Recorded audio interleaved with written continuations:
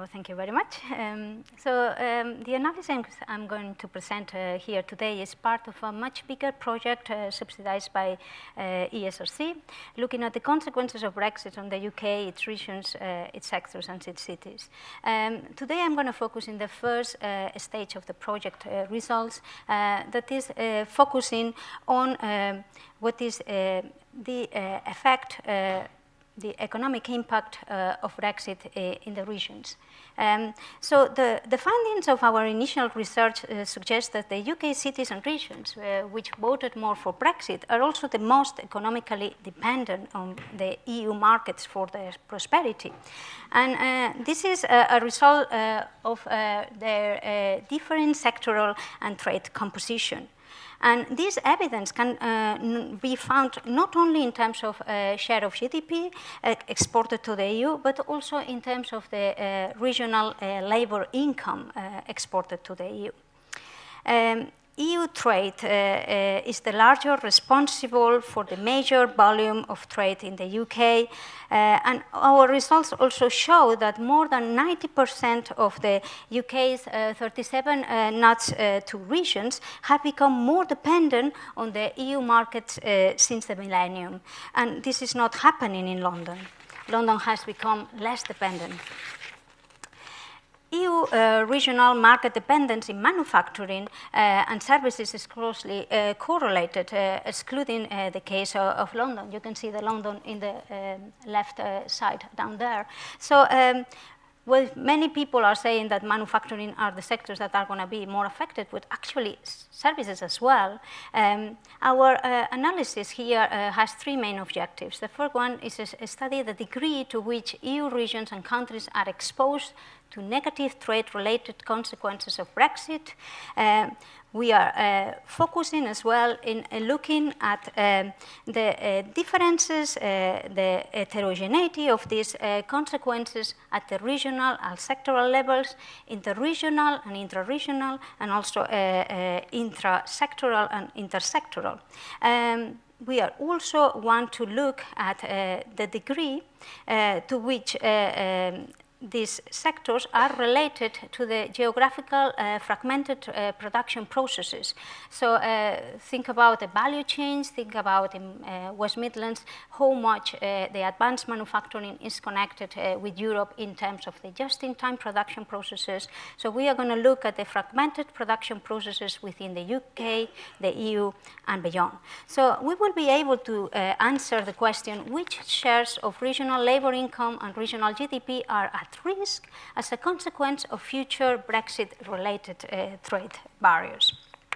But we will have to think about that this is not the same at which shares of regional labor income will be lost as a consequence. So how are we going to do this? We are going to use the most detailed regional, national, and international trade and competition datasets that are currently available anywhere in the world. These are the World Input-Output database that are covering 43 countries, 56 sectors, and 15 years of trade GDP demand relationships. Our national Brexit exposure index, our results show that 2.64% of EU GDP is at risk, and 12.2% of UK GDP is at risk. Actually, we can go deeper in the regional level, and we see that the highest levels are found for many UK's non-core regions, in the Midlands, in the north of England, and many of the ones that voted for Brexit. Actually, London and Scotland are the ones that are less exposed to this kind of risk. In the case of Europe, we have seen that Ireland, Irish regions are the ones that are also sharing the kind of higher risk exposure to GDP or to Brexit. And in the case of European heterogeneity, we have seen that the highest levels of risk are in the UK, followed by Ireland, Germany, the Netherlands, Belgium, France, and then other regions that are in Southern Europe, like Italian, Spanish, or Greek regions, they seem to have a lower rates of risk.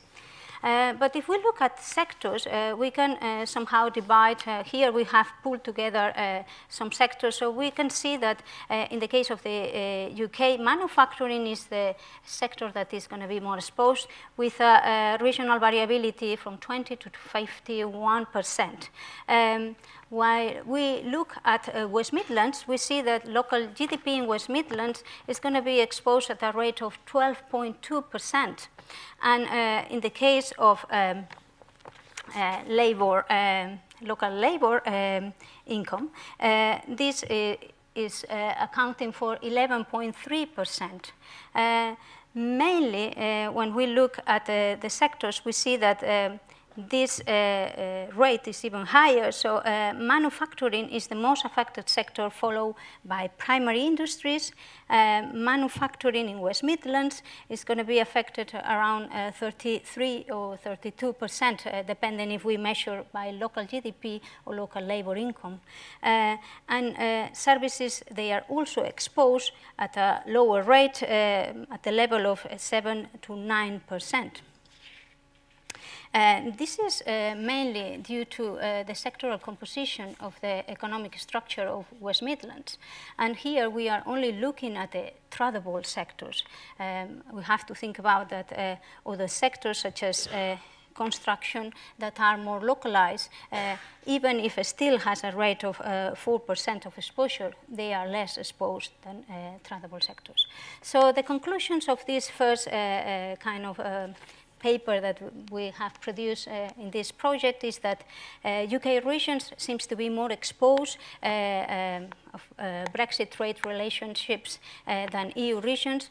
We have seen that there is a substantial regional heterogeneity, and this is why we consider that it's good to analyze this type of economics inputs, taking into consideration the heterogeneity at the regional level. And we have seen that there is a very important economic geography logic when we see that the levels of exposure in this in the main affected regions are the ones that are going to be in the northwest part of the EU. Thank you very much.